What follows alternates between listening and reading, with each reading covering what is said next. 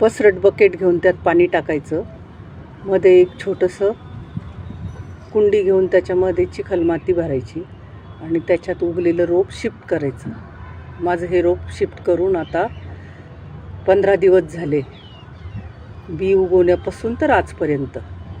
बघा, छान बी उगवता येतं घरी. या कमळाच्या बिया आहेत. पूजेच्या दुकानात साहित्य मिळतं ती. हे कमळाचं बी अशी 2 बाजूनी एक वर आलेलं असतं तोंड आणि एक खड्डा पडलेला असतं. आपल्याला ह्या खड्डा पडलेल्या बाजूला खडबड्या दगडावर त्याला घासून घ्या.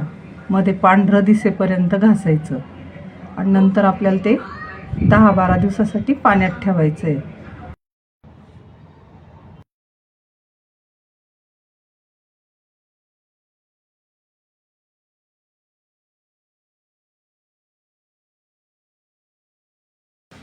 आज 5वा-6वा दिवस आहे. कमळांच्या बियांना हा कोंब आलेला आहे. घाण पाणी निघत असतं, ते 2ऱ्या-3ऱ्या दिवशी बदलायचं असतं. आज मी बदलणार आहे. बघा, या प्रयोगाने आपल्याला कमळाची रोपं बनवता येतात.